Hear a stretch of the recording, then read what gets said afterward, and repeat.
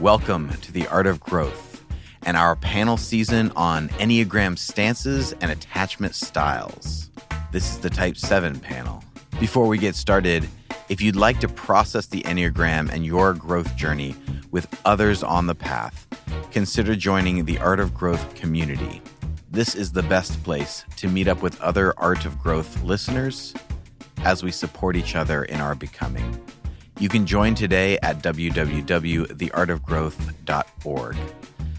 Theartofgrowth.org is also the place to take a free Enneagram test, a free Enneagram Instincts variant test, or to reach out to us for individual coaching or organizational coaching and consulting.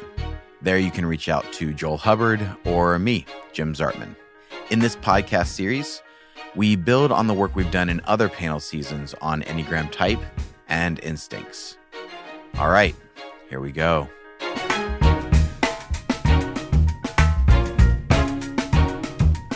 All right, well, welcome everyone to the Type 7 Stances and Attachment Styles. I am so excited to have each of you. Obviously, this is a space that I'm quite familiar with, being also a 7. But I'm curious because what we're learning is everybody's different and we're not getting anything very super consistent across the board. So what we want to know from each of you is what's your stance, or if there's a stack to your stances, what is that?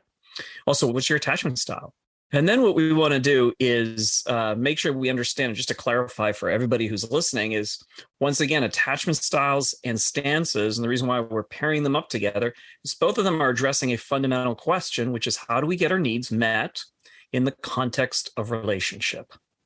And so with that, let's begin by first of all getting to know who you are. So if you'd introduce yourself and tell us where you're from. Hi, I'm Claire, and I live in McAllen, Texas. Hi, I'm Andrew from Sydney, Australia. Hi, my name's Scotty, and I live in Vancouver, Canada. Hi, my name is Kelly, and I'm from San Jose, California. All right, well, welcome to each of you. I am, again, so excited to have you on this panel. And I'm curious to know, in terms of your stances, and this is where we'll begin, is what is your dominant stance? And then do you know where you go after that? What's your second? What's your third? And does context make a difference? So that's a big one. That keeps coming up for folks, where context oftentimes makes a difference, but I'm curious if it does for every type. So who would like to begin?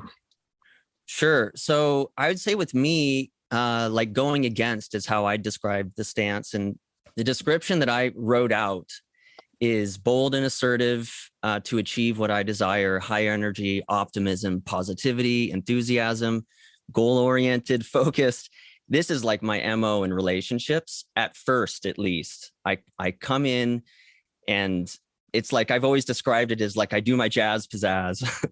I have a high energy, and I guess that's maybe like the part of me that seduces. It's like a seductive part of my personality. I would say that how I am with relationships, with romantic relationships, is different than I am, say, with friends or family. It's going to be very different. So I would say with relationships, I would go against. And then with family, it would probably be away from. And then with friends, I would say against. It's a fascinating thing to hear you say that, because that does come up with other types too, where there's okay. Depending upon the relationship, if it's a one that I feel really good in, I feel really safe in, the tendency will be more to be yourself naturally. So if you're trying to have an againstness to you, you'll kind of show up that way. However, if it's one in which it's exhausting for you, or it's just very, very difficult or painful, then there tends to be that protective energy of withdrawing. So that's I appreciate that. That makes a lot of sense. Totally. And I would say even that something important to keep in mind with that is that we get a lot of our trauma from our family. So for me, I'd say it's impossible to look at my attachment style without looking at trauma that I've gotten from my family. So for me, it would have been enmeshment, from like a high level of enmeshment from my mother, especially. I even feel that my type 7 strategy developed because of that enmeshment of like wanting my freedom. But did you say in both romantic relationships and with your friendships, you start with that at or against I would energy? say with romance, I start with against or at. With family, it's more away. There's a lot more avoidance with my family.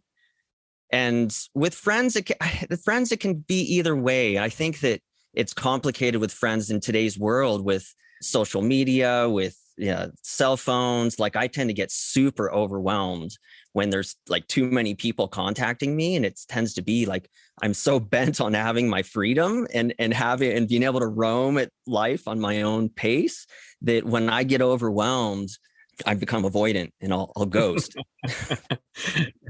I relate. Yes. So what's your dominant instinct, Scotty? Sexual. Yeah, I'm a sexual Got subtype. it. Yeah. And by the way, I destroyed my smartphone probably 3 or 4 months ago, like on purpose. And I have no intention on ever replacing it. So I'm moving through life with a flip phone these days. It's essentially just because of that constant overwhelm. I can't deal with it. The anxiety it produces in me. Yeah. Yeah. It's so interesting to listen. I think I had said this to Joel. I come at the stances work a little bit differently. I don't think it's inconsistent with how you all are approaching stances.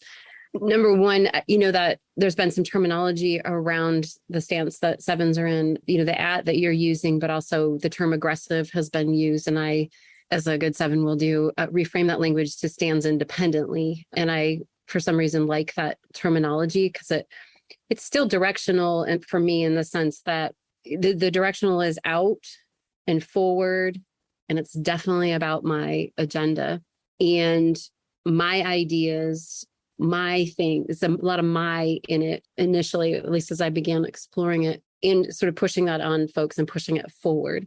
In the way that I learned stance work some time ago, it was about the relationship of the centers for me as a seven. So I lead with the thinking center, followed by the doing center, and then really trying to find and access that heart center. So in some ways, the stacking for me has been within that stance and understanding that I'm in that grouping, overusing my head center, which then gets reinforced by my second preferred center, which is the doing center, and then heart somewhat left behind.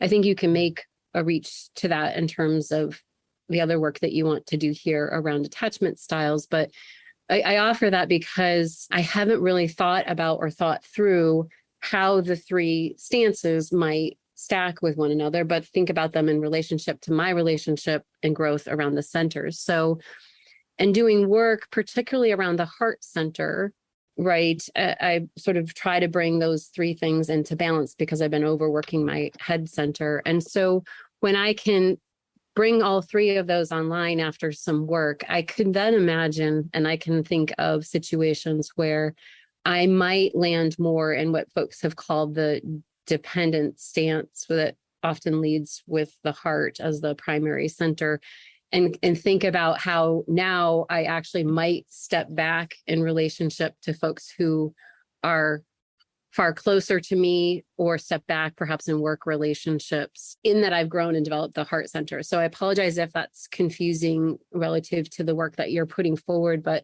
I'm trying to make sense of how I've learned it and worked with it relative to this. And I think for me, the deep wounding for me as a seven, predominantly out of my childhood, meant that my heart was pushed pretty far back and I've become protective of it.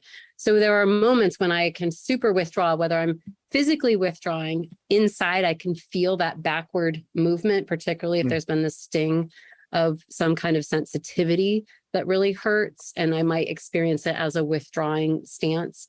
Parents and family in particular can be very sort of stinging. And then I really want to withdraw and not put myself out there and protect.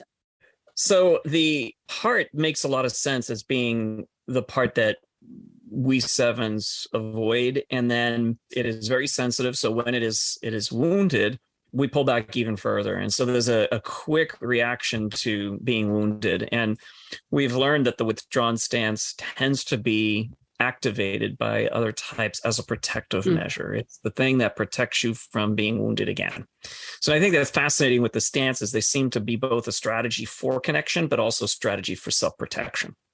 And so, again, we're learning as we're asking. So it's very informative to hear from you, Kelly, as to how that works for you and how you're experiencing it. It's also helpful to look at the two instincts, the dominant instincts, to see what we're learning from that as well. So Scotty, you mentioned you started off with saying that you're sexual dominant 7. Yep. What is your second in the stack? Social would be second in the stack, and self-pres would be my weakness. Okay. Kelly, what about you? Social, it definitely was social. Lowest on self-pres, and then 1-1 in the middle. Okay. So I am a sexual 7, then self-pres, then social. And my stacking, I definitely lead with at, and then toward is my second, withdraw or away is my third. I initially thought I was pretty consistent across the board, except Scotty, when you were speaking, I think I'm more withdrawn with my family. I just see that kind of come up, that my knee-jerk reaction, especially around conflict, will be to maybe pull back a little bit, whereas everywhere else in my life with conflict, I definitely lead with at. I lean into it. I feel like it's mine to do. I can start the conversation. I'm, lead with at. But I would say my stacking is the most pronounced in my relationship with my partner. Withdrawing to me feels like death. Like I just can't do it. I'm terrible at it. It feels like giving up, which is very threatening to me, because conflict, I view, engaging as a means to a solution. And if I withdraw, then there's no solution. So that's a threatening feeling. And it can be very hard for me to sit back and accept that something is unresolved, which I think is consistent with people that lead with at energy. Yeah. Wow. Yes. Thank you. Boy, I learned just by listening to you. That's huge. Yep. Thank you. I don't know if y'all relate to this, but as a 7, especially a sexual 7, I can get really passionate about an idea or a topic or something. And then I'm excited and I'm enthusiastic about it. And then people have told me, oh, that's coming across very intense, or you seem like you're coming at me. And I'm just like, what? Like, it's been shocking to be told that, especially when it's not personal. Like if it's about an idea that doesn't relate to me and the other person, it can be very confusing how that seems overwhelming to someone, and it makes me feel like I'm too much to be told that, and that I have to water myself down to make it more comfortable for someone else to receive. So That's interesting, because as a self-preservation 7, I'm actually the opposite. Looking at, I am, sitting in the ad, I like to convince people of a way, that the world would be better.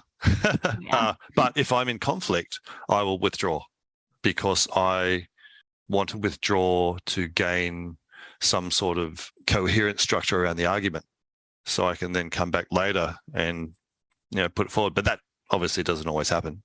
So if the argument is still coming at me, I'll withdraw further and further and further away from it, or I will respond, but it won't be the best response that I could come up with if I thought about it. So yeah, so in conflict, I will definitely withdraw. With family, I'm always leaning in. So they're easy because my family are pretty easy. As a whole, business, friends, I will be definitely in the at stance. But yeah, I think as a self-pres, that wanting to get away from that conflict will make me withdraw. Yeah. What's your second instinct? I think social and sexual were really close. I think social was just above. Yeah. So that makes a lot of sense. And it seems like, because that's the part where I haven't always related to other 7s, is that I'm more conflictual. And if something is not being dealt with, I'll lean in. So if someone starts leaning in towards me, I'm not going to lean back. I'm going to lean right back at. And so that shows up. And I think that's much more consistent with the sexual instinct than it is with the self-preservation instinct. That's part of what helps it. That's just my, my theory. I could be wrong, but learning a lot around how that shows up, and that there's the self-preservation is definitely far more protective and will be guarded. Certainly in relationships, in business, I've taught myself to lean in and front up so I can make happen what needs to happen in my business. But in relationships, yeah, I'm a total out of there kind of guy. Well, Andrew, you said lean in, but both the at stance and the toward stance can be leaning in. So what's the flavor of it? It would be at because I'm more of a convince this is the way it is. It's because of this.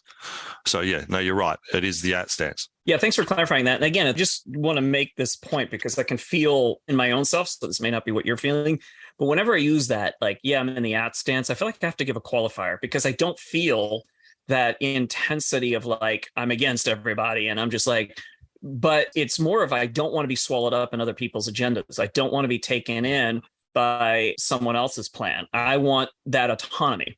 And so that's where it comes as a no to that, yes to my way. And that's how the stance, again, goes about trying to get its needs met. Yeah. So what does at stance look like for, I just described mine. What does it look like for each of you? How would you describe it in your words? Some of you have already said like convince. That might be one of the words.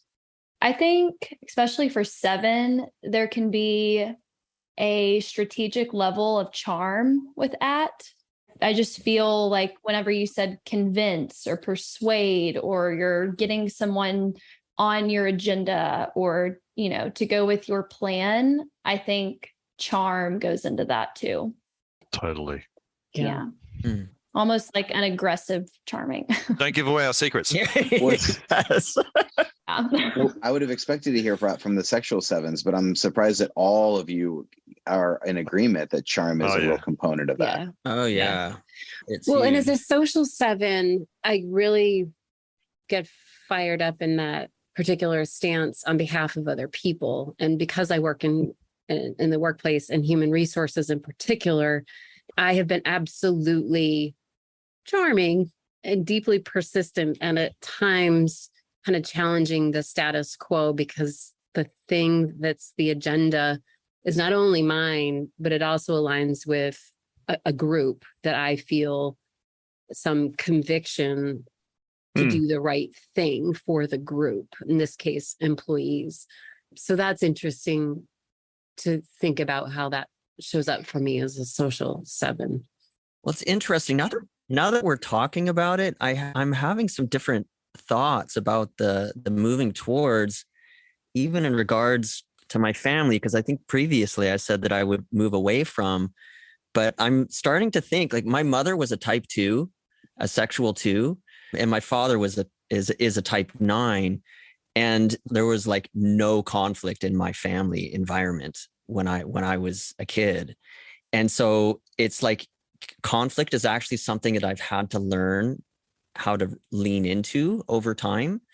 And I'm almost feeling like with my mother in particular, my dominant stance is moving towards. And even with a lot of my friends, I feel like I move towards, at least at first, but it rapidly changes to going away from. It seems like going away from is like a real common thing for me.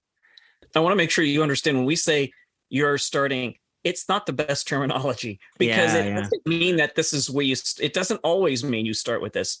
It's perhaps better to say like it's the larger percentage of the pie. It's the thing that you do a bit more of than the others. Right. But because I totally relate. I mean, there's plenty of times where I show up as like, oh, I'm happy to be with these people, and it's just like, I'm here. I don't really have an agenda. I'm just really happy to be here. But it does change. I like how you described that. Like, I may be just like, here I am, and just let's hang out. Let's just be here together. And then it starts to become more like, I have an agenda, or I don't want to do this, or I want to do that, or, Yeah, totally. Yeah, I think about it as my default setting. So when I'm not consciously aware of what I'm doing, it's my default setting, which is at. And I have plenty of times where if I feel uncomfortable or if I don't connect with someone right off the bat, kind of like that sexual instinct thing, I can withdraw, especially self-pres being second. But most of the time, my default setting is at. And then when the agenda doesn't go so well for you, and that you haven't brought people along with you to actually help implement the thing, I've had to spend a lot of time probably in that toward space with folks in a different way in order to make my atness agenda, That's a really good, really good point. Yeah. Somebody out of a thing we did gave me advice afterwards. You need to build a coalition. You can't just be this one out there with this idea that you can see. You got to come down here and actually spend some time, with people outside of your idea. Does he not know you're a 7? Well, he saw me shut up for about a good couple of minutes and realized that he had stunned me into silence. So might have picked up on it. Oh my gosh. Yeah. I think that's excellent, Kelly. That is something for myself, I've struggled with as well, which is why I think what you're describing as that dutiful, that kind of like, okay, let's go towards the toward stance a little bit here, is something I've had to learn. It's not natural for me to just do that at the collaborative level all the time. Like there's parts of it that will happen. I don't know the rest of you, how you feel, is because you've all had these experiences of being in roles with teams and with people, but you'll show up in a team setting. And sometimes it's like really like solid collaboration, and it's great. But then other times it's like, here's my idea, here's my agenda. And then there's a surprise as to like the disconnect. Like, I didn't know that you weren't on board, or I didn't know that you didn't get it, or I didn't know that you were. And so then it's, so then it's like, yeah, right. I have to go back to the towards stance again to meet people in that space. Right. Yeah. Well, type 7s, I feel like a team environment is the optimum environment for me, at least with like, I'm thinking about my work in particular, because I'm just an idea maker, and like when I'm in an environment where I can bounce ideas off of, I'm at my best. Well, I'm also curious about the potential role for withdrawing. And all of your conversations have me thinking, as opposed to preparing in advance. The times that I have strategically, intentionally withdrawn for reasons often of power, because I come with a title and I'm thinking about the workplace, to allow for the free flow of ideas, for people to contribute their stuff. I often get why are you so quiet, Kelly? And, where's your voice in this? Or, well, where is this going? And I don't know, where do you want it to go? And I've been using that. I didn't name it exactly the way this conversation has spurred the thinking for me, but it was intentional in doing that. And I noticed the group dynamics change a bit. Boy, okay, so I don't want to spend the rest of the night on this, but that one right there is one that we could spend the next hour discussing. Yeah. Oh, yeah. It's a big one. It's a big one of learning how to both do, like, I'm present as a 7, because that's our big thing, being present and engaged, but not necessarily taking over and taking over with the ideas. And that's a big challenge, and we'll talk about that in a little bit, about the with the stances when we get to that third question about how do we grow. Let's take a look at the attachment style. So again, we have 4 different styles. We have the securely attached, which I think a lot of us are there occasionally, sometimes less frequently. But secure attachment means I'm able to ask for what I need without demanding it. And I feel comfortable being able to do so. And I'm in a relationship where I can also be the one responding to the needs around me. So securely attached looks like that. Then there's the anxious or preoccupied, which are those who believe that their needs have to be met by other people. They do not have their own capacity, their own resources to be able to do so.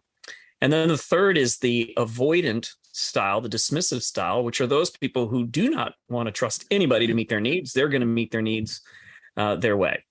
And then the fourth category are the disorganized types, which are those who don't have a clear strategy on how to go about getting their needs met. So what is your dominant attachment style, and does context matter? I took the online test for the attachment style, and this is specifically with my current romantic relationship. So it'll be different with my friends and family. But for my current relationship, I got 76% secure, 20% dismissive avoidant, and 3% ambivalent anxious. Now, my previous relationships would not be anything close to that. And I think that the reason why I'm 76% secure is because I am with a self-preservation type 8. And it is by far the least complicated relationship that I have ever been in. I've had a lot of complicated relationships in the past. And so my current relationship, it's unlike anything I've ever been in before. And it's because of the ability to be direct. We've gotten in some big fights for sure, but our ability to repair has been solid. So there's that with my romantic relationship.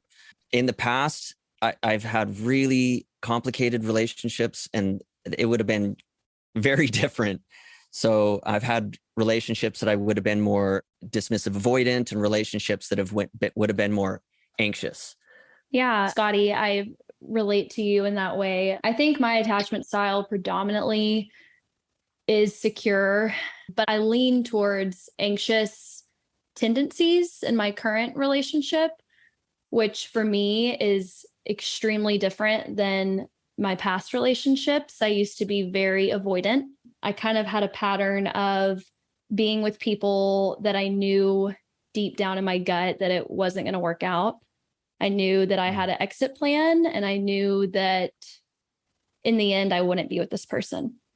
But now I'm with someone who I'm completely in love with, and it's terrifying, but good. And everything is it's so different and it's so great. But I have these moments that are so new to me of being like, wait, I actually really care about what you think of me. And like, if we have an argument, I want to know, did your viewpoint change of me? Do you want this still? And like, that's very new for me because I never felt that way in the past. I always felt in control. And I know this sounds bad, but maybe like slightly superior. Like I never felt like my position was threatened. And then now it's very like vulnerable, we're equal, and it's a whole new land for me to explore, but it's really good. Yeah, I totally relate with what both of you said. Primarily secure, but I lean towards the dismissive avoidant in the way that I'm comfortable without having that close relationship. And I think maybe it's the self-pres is a part of me that says, do I need to let them get that close, or do I want them to get that close? But when you are close with them, you want them to be close. So it's you've kind of got this little bit going, like pushing away, or I suppose worried about getting trapped into that relationship. You're talking about a relationship with the 8. I've got a relationship with the self-pres 5 at the moment, and it's easy.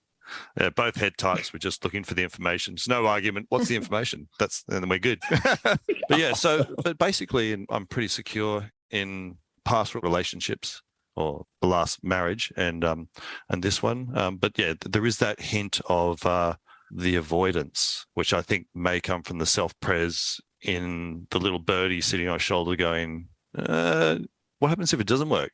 Or what happens if it's not right? Or what happens if the grass is greener on the other side? But, I managed to squash that down quite comfortably. So, yeah. I wonder with the avoidance like theme that I feel like we have, I feel like it's control of what could happen. So if you're able to control or know your exit plan or not be in it 100%, then you can't like be hurt as deeply as you would if maybe you weren't in control of that. I don't know. What do y'all think on that? For me, it's not a hurt thing. For me, it's a future thing. It's more looking towards the future and maybe, is there something better? Maybe rather than a being hurt. That's for me anyway. Yeah. Yeah. I mean, what you said about the exit plan, like I always like to have an exit plan or a back door to sneak out of when no one's looking. I've come to the attachment styles work, within the last couple of years, certainly open about this, but, September 20th will be 2 years of sobriety. So we're almost to that major milestone. And with that work, with a therapist, every week for a really long time, and some family of origin therapy with the Jody White Factor, who is awesome. I encourage anyone to do work with her. And then right after that, some work on something called mother hunger, which is a very specific attachment injury between mothers and daughters, and specifically, which comes out of Kelly McDaniel's work. This question that you pose here, Joel, I would just name that a layer, I think, for our Enneagram work is the mindfulness around kind of what else is kind of layered upon us. What I mean by that is I know what my attachment style is. And as I was taking this particular test, there was a lot of confusion in it because of the amount of work that I've done and haven't necessarily reestablished or tried to practice or given some healing, a different approach in terms of attachment style and relationships. And so I would just offer that when I really discovered I'm predominantly anxious, but a healthy amount of avoidant, and would swing between those two things, both within a relationship and patterns across relationships. I think that people would be surprised that I would have the anxious attachment style as a strategy for surviving my life, because I present as so at and independent and got it together. But in romantic or private relationships, there was definitely this, there's not enough love in the world to go around. And so my strategy was to pull people in almost as if I was consuming them, to try to stay close to them, to meet that deep need, to feel safe and secure and loved.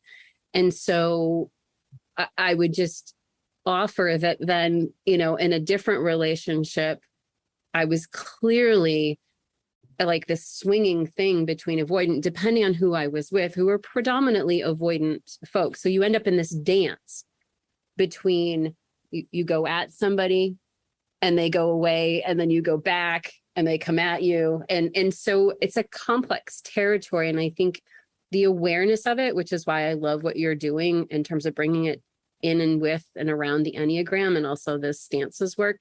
For me, answering the question was really hard. And I would, in terms of where I'm at right now, and would say that it only got more confusing as I did the mother hunger work, and perhaps in some ways a deeper understanding of a very specific attachment wound that has really fueled this.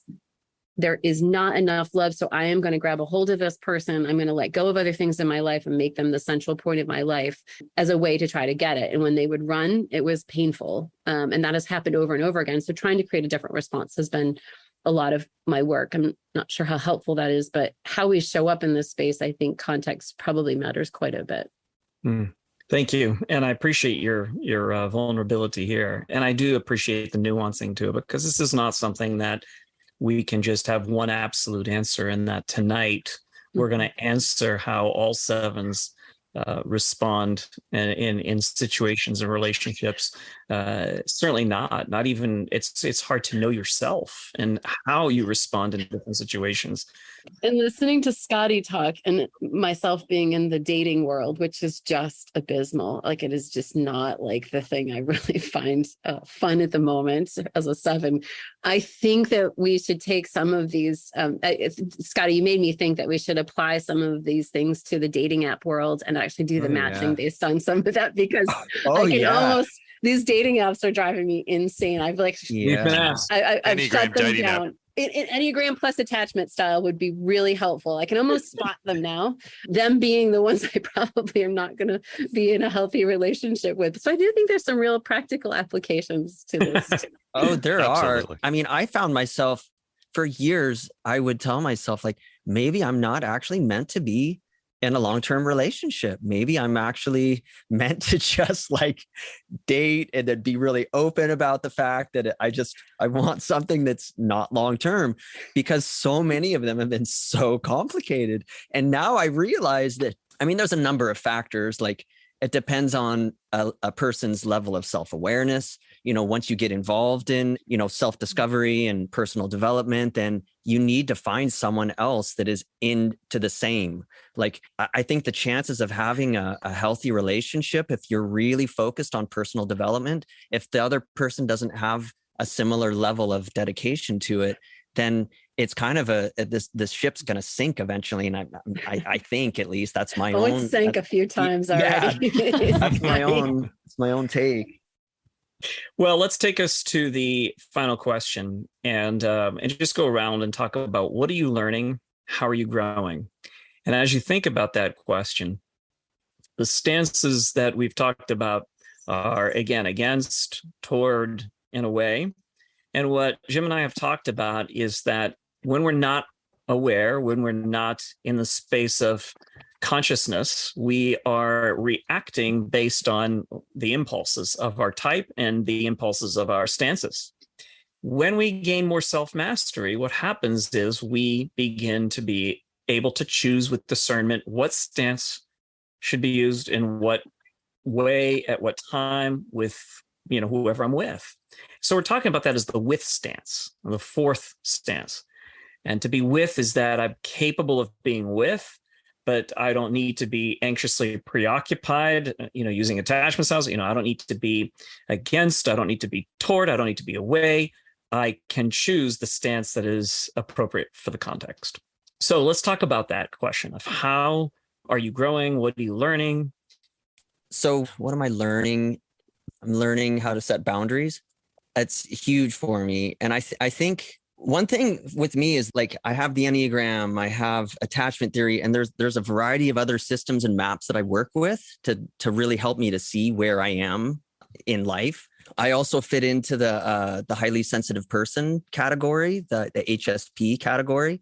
So that's really huge for me. Elaine Aron wrote a really good book called The Highly Sensitive Person. And she wrote a follow-up book called The Highly Sensitive Person in Love, which has been like a huge, huge benefit for me as well. I also have integral theory is another one that I work with. It's been really huge. Mm-hmm. And also there's a woman named Tice Gibson, and she does a program called the Personal Development School. So I've really gotten a lot from her. She has like courses that you can take, and I really recommend anyone that wants to really dive into healing attachment, your dysfunctional attachment style. She has a really good program. And like, just getting back to my current relationship, I never thought I'd be in the position where my MO, my constant go-to is just feeling secure and feeling like I don't have anxiety when she's going to show up, or like when we get into conflict, that I'm not going to be afraid to speak my mind or set a boundary. So that's awesome. Yeah, that's really awesome, Scotty. So I think three things. I heard this in your podcast, and it is so true. The Brene Brown, what is the story I'm telling myself, is a constant mantra for me in that anxious space. It is amazing the stories that I can make up about why amount of time has passed, why somebody hasn't contacted me, why. And that goes for work relationships as well. And so being able to name the story, hold it, and let it go is incredibly important. And I use it as a theory for when I do find the real answer. It rarely is the one that I've conjured up, And so, that's important learning for me, because I have really good stories going in my head about what's going on. I think the second thing for me, meditation practice, quite frankly, I've been really heavily doing meditation since January, and particularly a meta loving kindness practice has been extremely, extremely helpful. And when I can turn it on myself, so I have to practice sending it to other people first and then to myself. And I used to think this was crazy when people would say this, you got to love yourself first. And I'm like, what does that actually mean? I don't know what that feels like. That just like, huh? And so experiencing it has been really important through meditation practice. And it usually makes me cry in some way, shape, or form, which is a good sign that I've tuned in to who's here and can get some security from that. And then I think in addition to boundaries, I think the third thing really and truly is a lot of body work. That may not sound like it's connected to this, but because of my head and my stories, my body tells me a different story in terms of different information, different source of intelligence that I didn't know existed before. I was so low on self-pres, like barely noticed that, I didn't eat for an entire day or, whatever, that finding my body and listening to what it's telling me can give me better information than my head is. And I think some of that is about building intuition and listening to the intuition and not just the fact-based thing that's going on in my head. Excellent. Yeah. I'd say me too through a lot of what you just said. So yes. Yeah. There's one thing I want to add real quick is what you were saying about the body. I can relate to that. And there, I don't know if you've ever heard the body is the language of the emotions. I think that's what they say, something like, or the issues are in the tissues. Like a lot of our emotions go into our body. It's held in our bodies. Yeah. Yeah. I think for me, I'm pretty secure in who I am, and I do love myself in terms of that. I believe I have everything I need. However, there are, in terms of certainly the stances, as funny at work, one of my employees said to me the other day, he goes, "You're too soft. You're the nicest boss. You're the best boss I've ever worked for, but you let people get away with too much. If someone, arrived at work 5 minutes late consistently, I'd fire them." Of course, he's like an 8. I got all my guys to do their Enneagram. But when I look at it, I don't lean in or go towards in a lot of instances, especially in business, because I don't want the conflict. So that's one place where I do need to change it up a bit in that area. The other part is probably in attachment styles with that avoidance. I think it's a lot to do with maybe my head or trying to understand or decipher my heart. So when I'm in a relationship, I'm going, is this love? Is this what it feels like? I'm not quite sure, because I suppose I'm trying to analyze it and compare it to other times in my life where I felt that and say, well, is this where it is? So that maybe links into some of the avoidance part. It might be an anxiety part too. And I think I told you when we spoke a little while ago that I'd only just realized that my stress is actually anxiety. When I talked to you, Joel, a couple of weeks ago. So learning about my feelings and those emotions is a major part of where I need to grow, or where I am trying to grow, especially in the anxiety part of my life, and labeling it as anxiety and not just stress. That's just stress. We'll deal with that later. And also in relationships, that the love part, saying, well, this is love because. There you go. I'm analyzing it right now. So, trying to feel it rather than just analyze it. So, I'm trying to grow in those parts, rather than just being in the head. I love it. And it ties in with what Kelly, you were saying before, where, there's a connection to the centers, for you when it comes to even, talking about attachment styles and then, stances. And I think it's integral. I think everything's connected that way. And so you recognize no, maybe a lot of the avoidance is actually that I don't really listen to my heart. I don't really listen to my body. And then maybe by listening to them, I can honor them, which means maybe a different approach in the relationship. So thank you for naming that. I think that's really good. Something that I've learned, and this is probably more specific to this topic, is that in order for me to feel connected, I need to be aware of my energy or intensity and the effect it has on others. It's kind of funny because the intensity will arise when I feel disconnected. And so my pursuit to feel connected can be very intense, and then it actually blocks the connection I'm trying so hard for. So being aware of that is something that I've really been working on. It's kind of like when Brene Brown says, "I'm scary when I'm scared." Like when I feel threatened, when my connection feels threatened, I go in so hard and then it has the adverse effect. So being aware of that is something I really work on, and to pull back when it's appropriate and to give permission to the other person to come forth. Because like, I feel like not everyone has that inherent need or inherent way to just go for what they want, you know? And so I feel like reading the other person or reading the room or who you're with and kind of pulling back and making space and like inviting them in will make you feel more connected, which is like what we're all trying to get. Yeah. Isn't it true that when we don't try as hard, or we trust? Trust. Yeah. There's either the hunger kicks in and the anxiety's all over the place, right? Mm-hmm. But staying present to that and trusting. Yeah. It's always a surprise to us that both the appetite quiets and people actually do oftentimes demonstrate that they are present, you know. And the ones that aren't supposed to be around, they end up leaving anyway. So, you know, that's... Yeah. And it's like relinquishing control. Like, that's why I asked about control, because I've been really observing my need to control. And I used to not think that it was there, but I think a lot of my like anxiety around feeling disconnected comes from a need to control. Yeah. Oh, yeah. And so relinquishing that control and letting people and things come to you instead of trying so hard to go against is just, that's what I've been working on. Yeah. Thank you. Well, to each of you, again, thank you so very much for having been on this podcast, having opened up your hearts and shared with us.